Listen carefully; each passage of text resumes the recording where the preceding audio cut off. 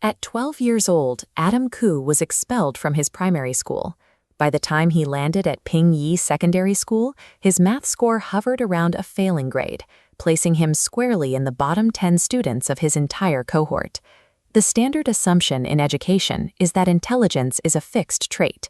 If a student consistently fails, teachers and parents often conclude they simply lack the genetic hardware to succeed. Out of desperation, his parents enrolled him in a 5-day motivational camp for teenagers. He was 13, completely disengaged, and furious about losing his school holidays. But that camp introduced him to a structural difference in how successful people operate. They called it the winner's frame of mind.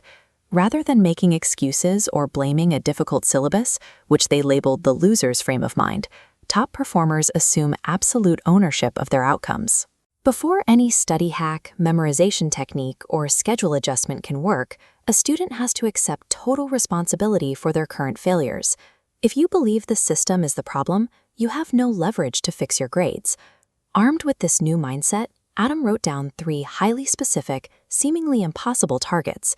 He would rank first in his secondary school, earn a spot at the elite Victoria Junior College, and eventually gain admission to the National University of Singapore.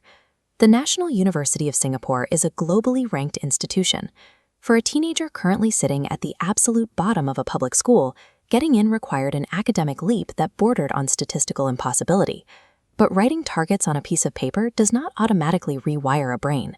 Without a mechanical, daily system to process information, ambition is practically useless.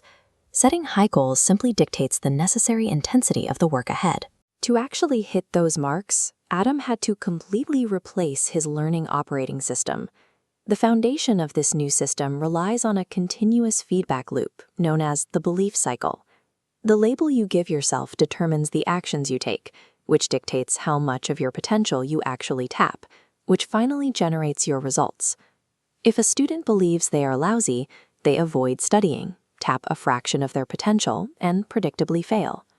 By aggressively forcing a new internal label, I am a genius, Adam triggered a sudden willingness to put in the hours, effectively hacking the cycle at its starting point.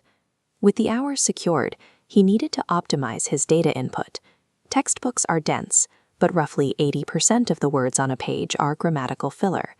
Adam utilized power reading, a technique that scans exclusively for the remaining 20%, the critical nouns and verbs that carry actual data.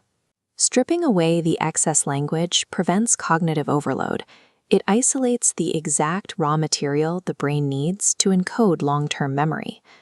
The standard method of copying linear notes line by line primarily engages the logical left side of the brain. Adam replaced this with mind mapping, a spatial note-taking tool branching concepts outward from a central hub.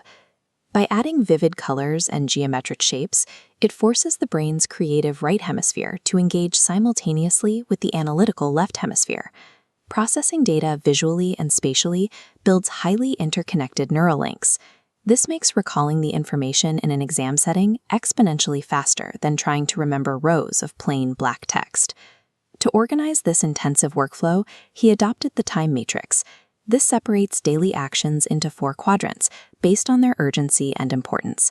Most failing students live entirely in the high-stress, urgent zone. Adam systematically reallocated his schedule away from last-minute cramming and pushed the bulk of his hours into early, non-urgent preparation, reading chapters and mapping notes weeks before the teacher even covered the material.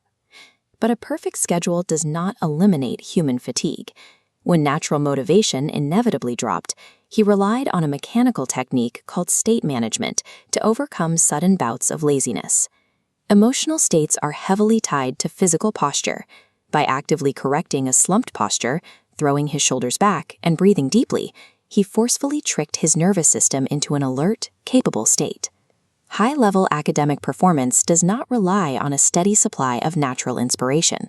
Top-tier students manufacture their own motivation mechanically, exactly when the schedule demands it. The application of this framework yielded rapid returns.